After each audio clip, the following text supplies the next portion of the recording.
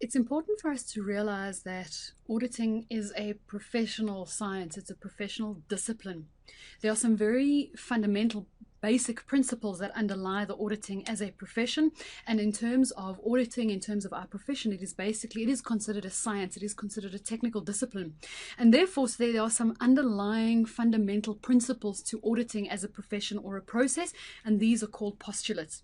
In an exam, these will generally come up in a very theoretical way, so you need to know them, but they are not questioned and are not examined at a very high level of application.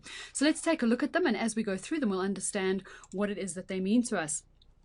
The first concept and the first underlying assumption or principle to the concept of auditing is the fact that there should be no conflict of interest between the auditor and management.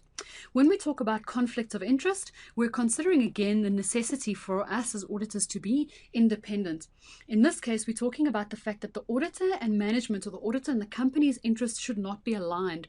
The moment that there is an alignment of the auditor's interest and management's interest, the auditor will lose their ability to be objective. If, for example, as an auditor, I have shares in the company, I will want the company to do well because it is in my interest. That is a conflict of interest between my job as an auditor, as an external independent person adding assurance, versus my position or my interest as a shareholder. So we've got to make sure this level of independence is absolutely vital. No assurance can be added, no reliability can be given if there is a conflict of interest between the auditor's responsibility and the company itself.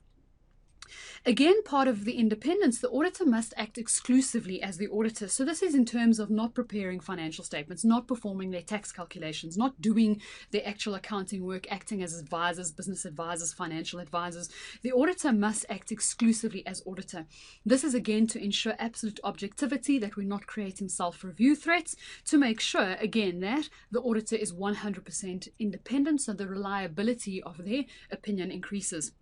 The professional status imposes professional obligations. The fact that we are professions means that we have an institution governing the way that we do our work. We have a very high level of technical stuff which we learn in academics, and we have a training contract that we have to follow through. And that gives us specific understandings of the technical things, the training, the practicalities of our profession. And that means that there are certain professional obligations we have to make sure we're aware of. We don't go in and just say we think it should be done this way.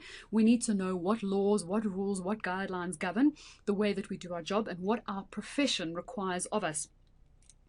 The assumption is that the financial data needs to be verifiable. This means there needs to be an audit trail. There needs to be some kind of facts that the financial data is based on. We cannot audit something and we cannot express an opinion on something if there's no verifiability, if there's absolutely no way to verify whether something is right or wrong at all, if it is a complete judgment call, if it's a complete assumption based on absolutely nothing real, there's no way that we can place any kind of opinion on that. So the verifiability of the underlying information is important as well. We also assume that internal controls reduce the probability of errors. As an auditor, we rely on my client's internal controls. We believe that if a company puts controls in place, they can reduce the risk of errors in the financial information. So we believe that financial internal controls would be good for the company and would be more likely to produce verifiable financial information. IFRS, the application of IFRS results in fair presentation. IFRS is the financial reporting framework that our client bases their financials on, which means that everything they do, all their financial information, their balance sheet, income statement, etc., must all be based on a particular framework. And for us as accountants, we deal with IFRS in this particular module in our studies.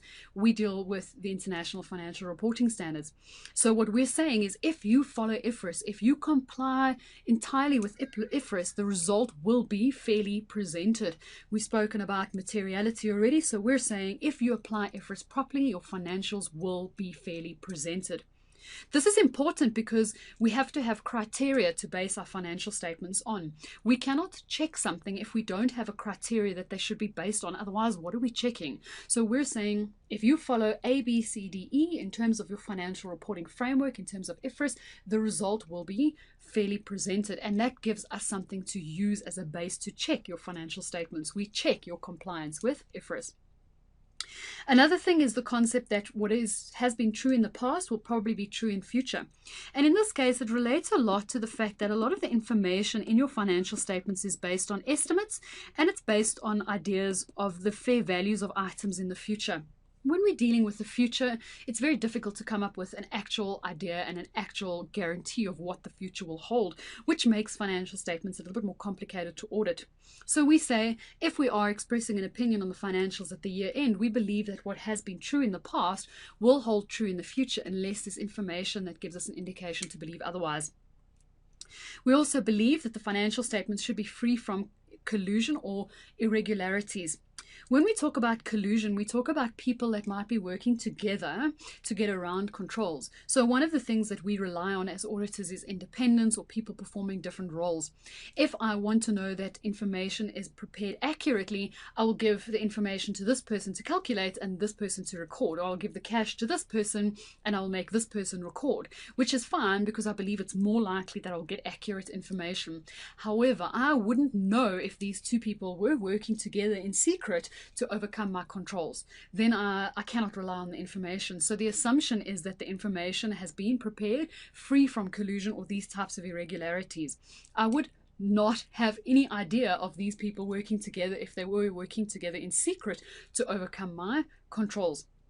So these are auditing postulates. You need to know them in theory. They are very unlikely to be tested in an application basis, but you need to understand that our auditing profession is drawn up on these as assumptions. We need to be aware of the fact that these are our basic assumptions, and as we follow through the auditing process, in some cases we'll see exactly why these are important. For your study purposes, know them theoretically.